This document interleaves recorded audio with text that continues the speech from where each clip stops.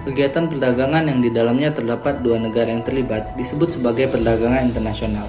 Perdagangan internasional dapat terjadi jika kedua negara masing-masing menyetujui perjanjian yang telah ada. Perdagangan internasional mengacu pada pertukaran barang dan jasa antar negara. Dengan kata sederhana, ekspor dan impor barang dan jasa. Ekspor berarti menjual barang dan jasa ke luar negeri, sedangkan impor berarti barang dan jasa mengalir ke dalam negeri.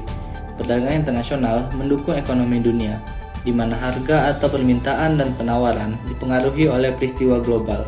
Dalam melakukan perdagangan internasional, beberapa negara anggota dibantu oleh Organisasi Perdagangan Internasional, yaitu WTO, dengan tujuan untuk memudahkan produsen barang dan jasa, kegiatan ekspor dan impor, dan mengupayakan agar perdagangan yang dilakukan berjalan lancar, predictable, dan bebas. Hukum perdagangan internasional adalah bidang hukum yang berkembang cepat. Ruang lingkup bidang hukum ini pun cukup luas. Hubungan-hubungan dagang yang sifatnya lintas batas dapat mencakup banyak jenis, dari bentuknya yang sederhana hingga hubungan atau transaksi dagang yang kompleks. Secara umum, hukum perdagangan internasional mencakup aturan dan kebiasaan yang mengatur perdagangan antar negara.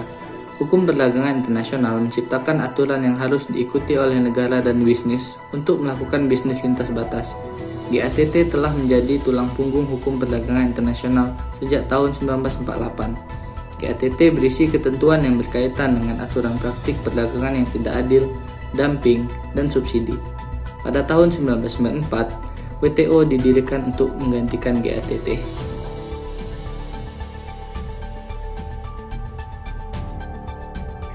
Apa sih barriers to trade itu? Barriers to trade merupakan hambatan-hambatan yang terdapat di dalam suatu perdagangan internasional, atau secara universalnya barriers to trade dapat dideskripsikan sebagai sebuah bentuk restriksi yang dilaksanakan oleh pihak pemerintah sebuah negara. Dalam hal ini berkaitan terhadap kegiatan perdagangan internasional lewat kebijakan nasional tertentu seperti izin impor, subsidi, bea masuk, izin ekspor, tarif, hambatan non-tarif, serta hambatan-hambatan lainnya. Nah, barriers to trade ini sendiri dapat dibagi menjadi dua, yaitu yang pertama ada tarif barriers atau hambatan tarif atau yang biasa juga disebut dengan custom duties, yang merupakan sebuah pungutan atau pengenaan dengan cara finansial dalam bentuk pajak yang mana dikenakan kepada produk yang melewati batas suatu negara, serta umumnya tarif ini dikenakan pada saat barang belum masuk ke dalam wilayah suatu negara. Hambatan tarif juga dikenal dengan nama bea masuk ataupun pajak yang telah ditetapkan dari pemerintah yang dijadikan sebagai bentuk kebijakan atas barang yang ingin melintasi atau masuk ke wilayah yurisdiksi sebuah negara. Tarif barriers atau hambatan tarif ini dibagi menjadi dua, yaitu ada tarif proteksi dan tarif revenue. Yang kedua ada non-tarif barriers atau hambatan non-tarif. Hambatan non-tarif adalah salah satu bentuk hambatan perdagangan yang berupa tarif yang diberikan kepada sebuah negara dalam perdagangan internasional yang bisa memberikan pengaruh akses masuknya barang ke dalam pasar domestik negara yang dituju. Hambatan ini dapat dibilang sebagai salah satu upaya guna melaksanakan kontrol terhadap perdagangan internasional. Nah, hambatan non-tarif ini juga dibagi menjadi tiga, yaitu pre-shipment inspection atau pemeriksaan pra-pengapalan. Yang kedua ada SPS dan TBT measure. Yang ketiga ada mark of origin sementara.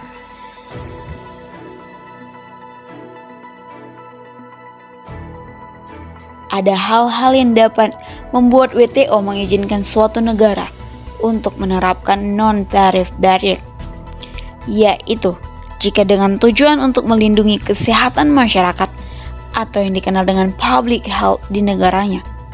Salah satu contoh untuk mengurangi penyebaran virus, khususnya pada saat pandemi COVID-19. Hal ini juga dipertimbangkan karena mengingat virus yang bisa saja tidak menular melalui manusia, akan tetapi melalui barang atau hewan yang diimpor dari suatu negara ke negara lainnya.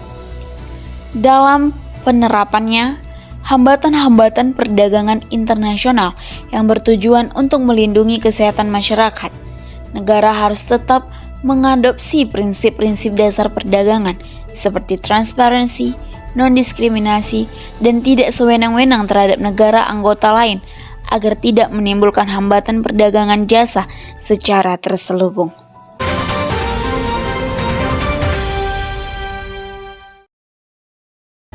Contoh kasus barriers to trade baru-baru ini adalah hadirnya pandemi COVID-19 telah memicu standar baru perdagangan yang semakin ketat.